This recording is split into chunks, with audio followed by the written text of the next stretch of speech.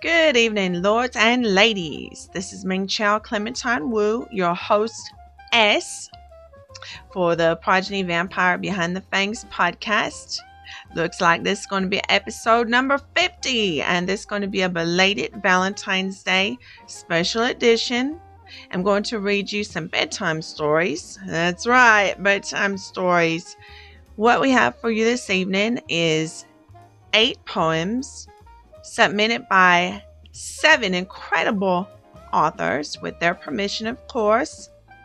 These poems were sponsored by the events committee What Love Is and What Love Is Not poetry contest. The winners were announced about a week and a half ago at the Progeny Bloody Valentine's Day Ball, and also in an in-world group notice. At the end of me reading this to you, at the end of this podcast, I'm going to read that notice to you and announce who those 3 winners were. See how I'm working that? You gotta wait to the end. Hint, hint. Or you can rummage through all those archive notices. Your choice. Oh, that's right. You're going to stay with me. Okay. Now, I could tell you what love is and what love is not, which was the theme for the poetry contest. However, I'm impartial. All right. So, without further ado, let's get straight to this. I'm going to read to you the very first poem. This poem is actually my favorite. Am I allowed to say that? So this one is brought to us by Kat Elfinor Tolson. It's called Love is War.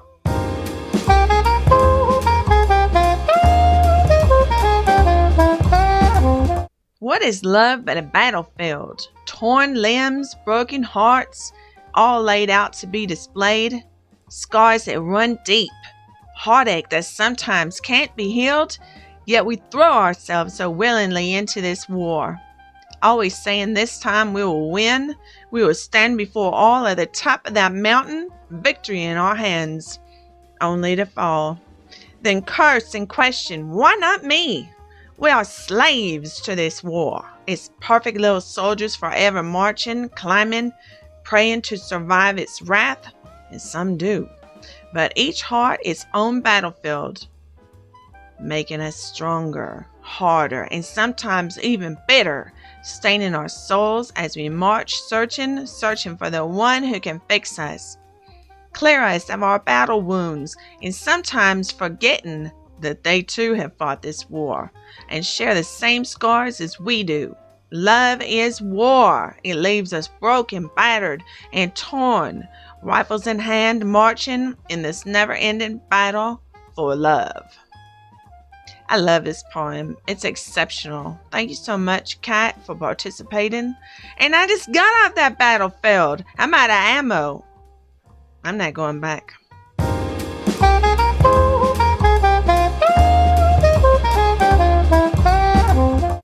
Our next poem is brought to you by Lord Brian Ravens. It's called Darkness Has Her Own Serenity.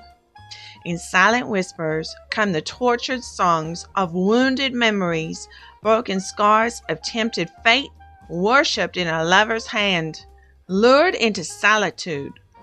Secrets spun of shrouded desires, veiled through wicked promises, buried within the hated shadows of tormented passions, shattered and wakened, and yet darkness has her own serenity. Lord Brian, excellent. Thank you for participating.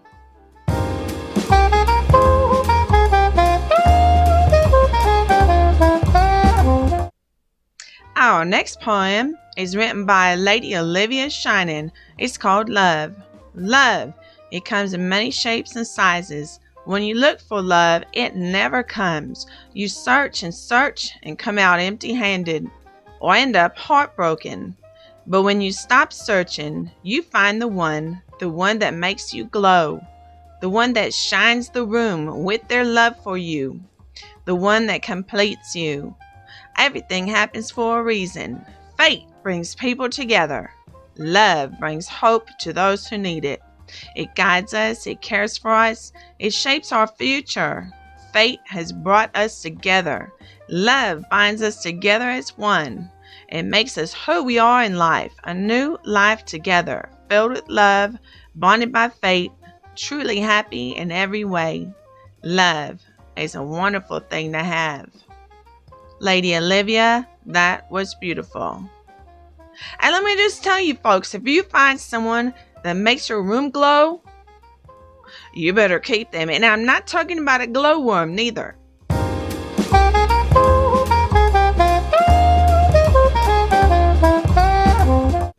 Our next two poems were written by Adair Torred.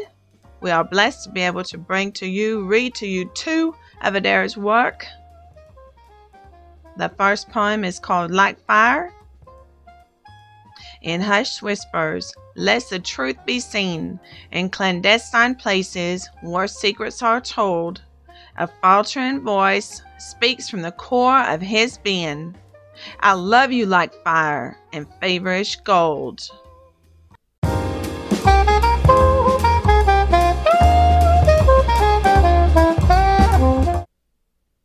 The next poem, as I said, was also written by Adair Torred. She was like Diana. She was like Diana, the goddess of the moon, with her hair the color of inky midnight and her skin lightly kissed by peaches and rosebuds. She was a sylph of great kindness, standing with open arms to any who might need them, carrying more upon her shoulders than Atlas himself. She was strong, but not in the ways most might define the word. It was her great sensitivity that made her strong. She would stand betwixt her beloved and the pounding winds of chaos and strife with no thought to herself. And throughout it all, even as a tear might fall from those moon-colored eyes and gently trace along her rose-kissed cheeks, a smile would be found upon her lips, as that was who she was. She was like Diana, like the soothing cool tones of the light of the full moon pouring through gossamer clouds down to those she loved. Both of those beautifully written. Thank you so much, Adair. Thanks for participating.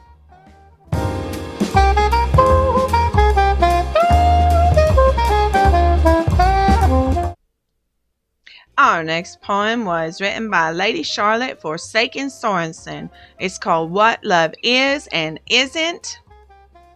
Love is finally accepting a safe father's hand. Love isn't sitting alone, wondering when he will remember. Love is finally having a station that allows you to do so much more. Love isn't sitting alone, wondering why your form is such a crime. Love is finally having a sip of love. Love isn't sitting alone, wondering why it doesn't magically cure all pain. Love is finally being assured in your choices. Love isn't sitting alone, always the odd one out. Love is finally having pride in your queerness. Love isn't sitting alone, having to tune out the jokes. Love is finally being safe to seek out what's good for you. Love isn't sitting alone, wondering why you feel guilty for just that. Love is finally embracing one's sovereignty regardless of their fears. Charlotte, this is a beautiful poem and it carries a very strong message. Bullying should never be tolerated. Be proud for who you are. Respect those. Doesn't matter if people like it or not, you should still respect, and as I said, bullying never should be tolerated. Thank you so much, Charlotte. Beautiful, and thanks for participating.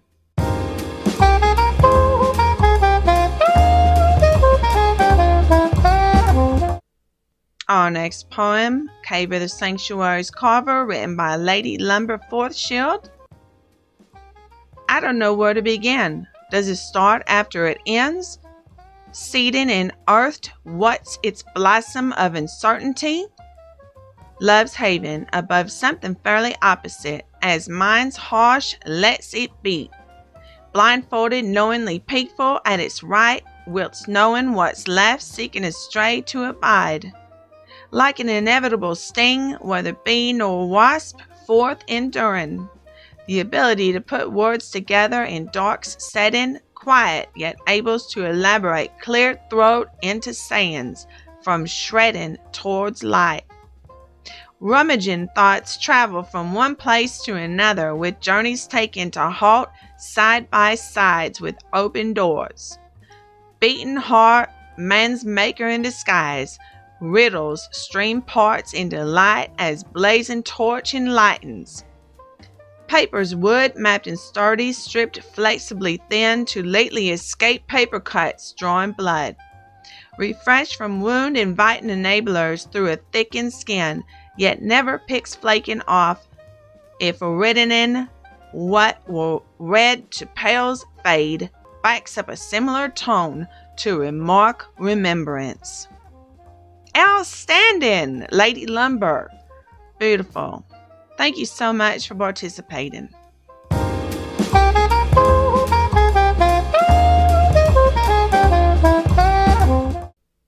This last poem was written by my son. I'm so proud of you, Diablo Wu May Static. It's called What is Love? What is love? Oh my dear, it is that time of year. Valentine's Day is here. But I have a question in my head, and I don't seem to understand. Maybe it is the brand new trend, or just a very new brand. What is love? What is love? Is it you see a white dove? Or is it a light in the cove? What is love? What is love? Love is feeling. Love is true. Love is reeling. Love is new. Love is something that we need. Love is always inside of me. Love is something that we seek. Love is winning in the brink. Love will teach you how to fly. Love will come if you try. Love is truest of them all. Love is in your heart and everywhere at all. Diablo, I love that. Beautiful. Thank you so much for participating. And now the moment that you all have been waiting for. I'm about to announce the winners. Poetry contest results. Drum roll, please. The entries in the recent poetry contest were judged by a panel consisting of Diabolic Antonia, Diabolic Porthenia, and Lord Babu. We would like to congratulate all three winners, whose work you'll be hearing and reading more about in the magazine and the podcast. In first place, Kat Elfinor Tolson depicted love as a battlefield. Wasn't that a song? With broken hearts all laid out to be displayed. In second place, Lord Brian Lesher Rhodes described the silent whispers, the wounded memories, and the broken scars of tempted fate. We're going to need a lot of band-aids. And in third place, Lady Lumber Forthshield brought forth vivid imagery of the sanctuary's Carver and how love waits its blossom of uncertainty. I think my problem is I use too much weed killer on my lawn. The entries represent the talent that resides in Progeny, and we hope to hear much more from all of those who shared their words with us. Now, I will be doing an interview for Progeny Publications for the next magazine with these three winners. Congratulations to the winners and congratulations to everyone, because all of these poems are special, packed with meaning, beautifully written. I congratulate all of you and thank you to the events committee for sponsoring this poetry contest. So, watch for that in the next magazine. I'm going to not only pick their brains, but pick their hearts. We're going to find out what inspired them, what they think of love, what they were thinking of when they wrote these poems. So, like I said, we're going to pick their brains and their hearts. So be looking for that magazine coming to a magazine kiosk near you soon. Now, I have a special treat for you. It's very short. I wrote this myself for Valentine's Day. Mirror, mirror on the wall, who is the fairest vampire demon of them all? Why, you are Ming Chao, of course. My fangs belong in your neck. It's a bloody mess all up in here. That's why I say to myself every morning when I brush my hair in the mirror, oh wait, I don't have a reflection. Scratch that. Okay, now, last, before I let you go, we have some current events that I want to talk to you about. The Ravage. Every other Friday at 5 p.m. Second Lifetime, Lord Babu, the referee, is going to entertain you all with ground style tournament combat. Gladiators, get on that list. There's some great prizes to be won. Get out there and show your wax on, wax off kung fu skill. Let Lord Babu know you'd like to compete. Like I said, it's every other Friday at 5 p.m. Second Lifetime. And spectators, you are always welcome at the Ravage. Get up there and root for your favorite gladiator or boo the one you do not like the most. If you want to test the skills of your dry cleaning company, please do wear white. If not, I recommend black latex with your Clorox wipes and an umbrella, because you're going to get wet. You're going to get bloody. So get on out there. It's a good time. What else do you got to do on a Friday at 5 p.m.? Come on. It's a good time for all. Next, we're going to talk about the Orientation Guild. Right now, they got their voting open for the photo contest that was for Valentine's Day. It was called the Art of Love. Right now, the prize is up to 6,000 linden. Wow, that's going to be one lucky contestant to win that. So, voting is still open. It's 5 linden per vote, unlimited votes. Let's celebrate art. Let's celebrate those people that took the time to submit their photos. Even if you just want to get on down there and admire their work, please do.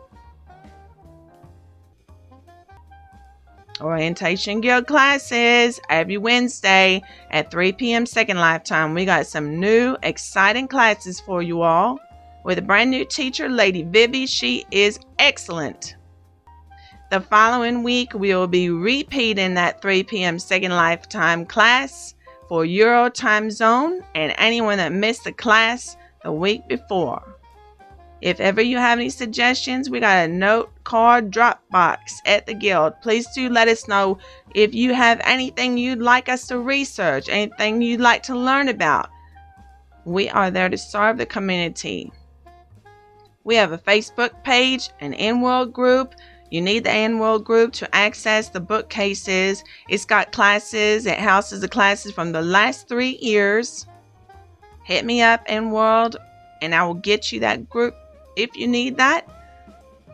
And we also have a Discord group if you want to join that. So please let me know. I'm happy to assist you. We got some other news too. Infernal Regina of the podcast team, along with Diabolic Domino, had an excellent idea. We are bringing the podcast to you.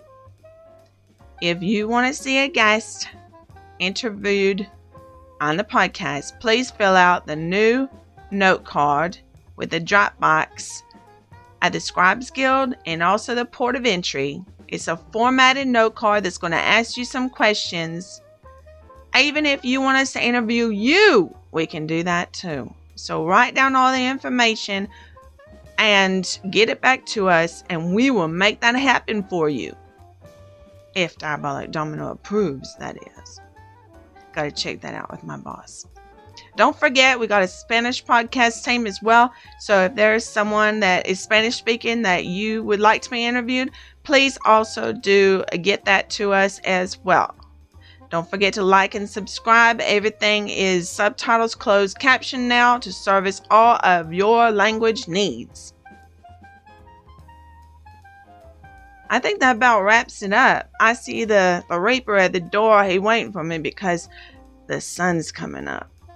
So I'm going to get back to my box, and you all have a great evening. Thanks for spending your eternity here with us at Progeny Vampire. Have a good night. Good night, community. Until we meet again. That's probably going to be at the next episode. Good night, y'all.